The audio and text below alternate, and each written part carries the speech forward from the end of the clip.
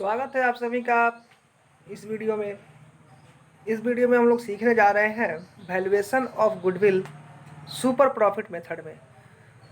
हमने जो बताया था कि गुडविल का वैल्यूएशन करते हैं उसके 3 मेथड होते हैं: average profit method, super profit method और कैपिटलाइजेशन मेथड। तो पिछले वीडियो में हमने सीखा था एवरेज प्रॉफिट मेथड से गुडविल का वैल्यूएशन करना। इस मेथड में हम लोग सीखने जा रहे हैं सुपर प्रॉफिट मेथड से गुडविल का वैल्यूएशन करना। तो आइए सीखते हैं सुपर प्रॉफिट मेथड में गुडविल का वैल्यूएशन करना। सुपर प्रॉफिट मेथड, जिसे हम लोग हिंदी में कहते हैं अति लाभ विधि या फिर अधिलाभ विधि। अधिलाभ विधि। अब इस मेथड में हम लोग कैलकुलेट कैसे करते हैं, इसके लिए सबसे पहले फॉर्मूला लिखते हैं। इसका जो फॉर्मूला होता है goodwill is equal to super profit into number of years purchase.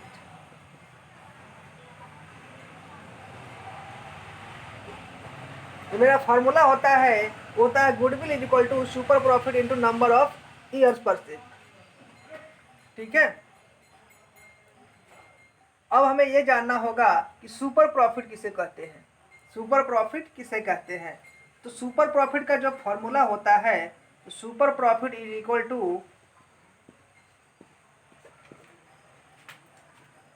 Actual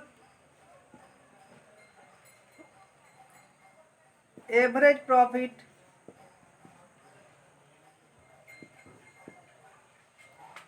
minus normal profit. Normal profit. Super profit is equal to actual average profit minus normal profit. जहाँ तक हम जानते हैं, पिछले वीडियो में हमने सीखा था एक्चुअल एवरेज प्रॉफिट कैलकुलेट करना, जिसको हम लोग कैलकुलेट करते हैं एवरेज प्रॉफिट को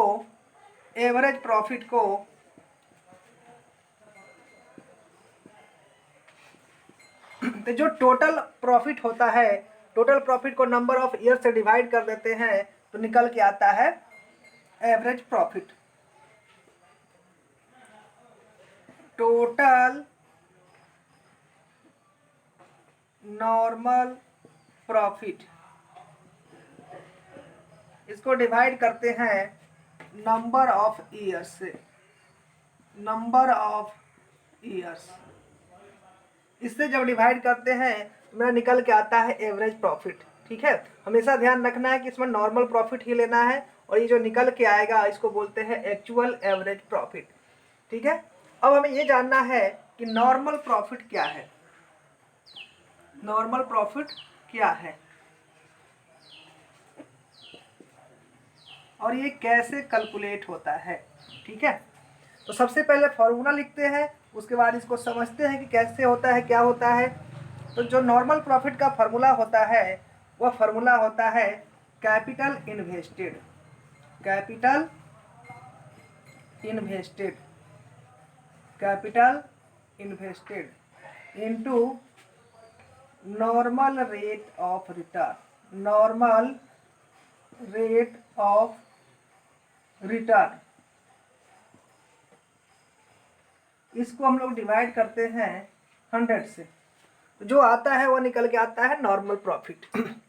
अब समझने की बात यह है कि ये सुपर प्रॉफिट मेथड होता क्या है और सुपर प्रॉफिट मेथड में ये एक्चुअल प्रॉफिट, नॉर्मल प्रॉफिट निकालने की जरूरत क्या है।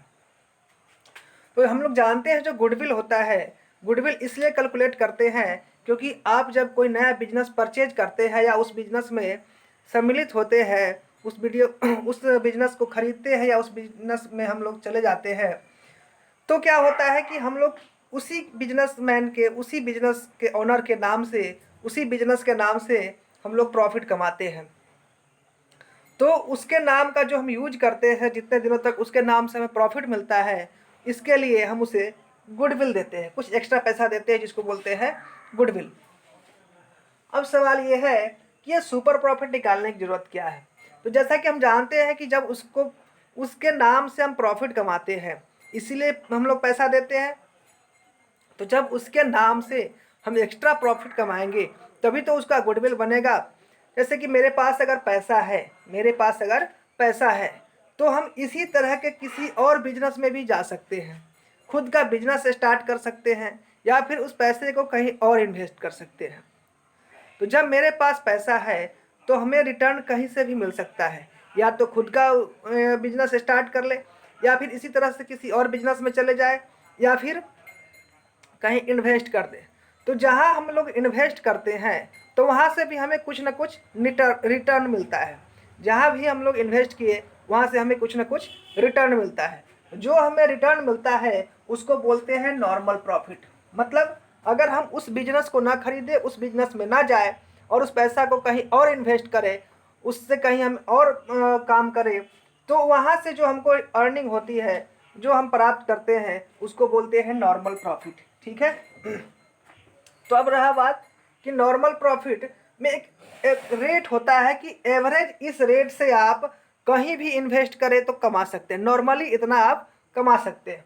तो उसका एक रेट होता है, या आपके क्वेश्चन में दिया रहेगा, या 5%, 10%, 15%, ETC कुछ भी हो सकता है। तो ये रेट होता है जिस हिसाब से हम कहीं भी प्रॉफिट को अर्न कर सकते हैं। तो ये होता है नॉर्मल रेट। अब रहा बात कि हम कैपिटल इन्वेस्ट कितना कर रहे हैं। तो जितना कैपिटल इन्वेस्ट करते हैं, जितना कैपिटल हम उस बिजनेस में लगाते हैं, उसको बोलते हैं कैपिटल इन्वेस्टेड। तो जो हमने पूंजी लगाया था उसको उस रेट से मल्टीप्लाई करते हैं और 100 से डिवाइड करते हैं, तो मेरा निकल के आता है नॉर्मल प्रॉफिट। अब हम ये चेक करते हैं कि जिस बिजनेस को हम खरीदने जा रहे हैं या जिस बिजनेस में हम लोग शामिल होने जा रहे हैं, उस बिजनेस में कितना प्रॉफिट होता है। तो उसका प्रॉफिट चेक करने के लिए हम लोग उसके पिछले कुछ ईयर्स का प्रॉफिट का एवरेज निकालते हैं।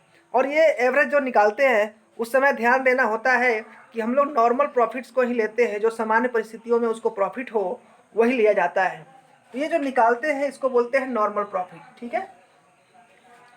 तो अब नॉर्मल प्रॉफिट का मतलब ये हुआ, या फिर एक्चुअल प्रॉफिट का मतलब ये हुआ कि हम जिस बिजनेस को खरीदने जा रहे हैं, जिस बिजनेस में ज्वाइन होने जा रहे हैं, उस बिजनेस से जितना मेरे पास रिटर्न आया या उस बिजनेस में हमें जो मिलने की उम्मीद है वह एक्चुअल एवरेज प्रॉफिट कहलाता है।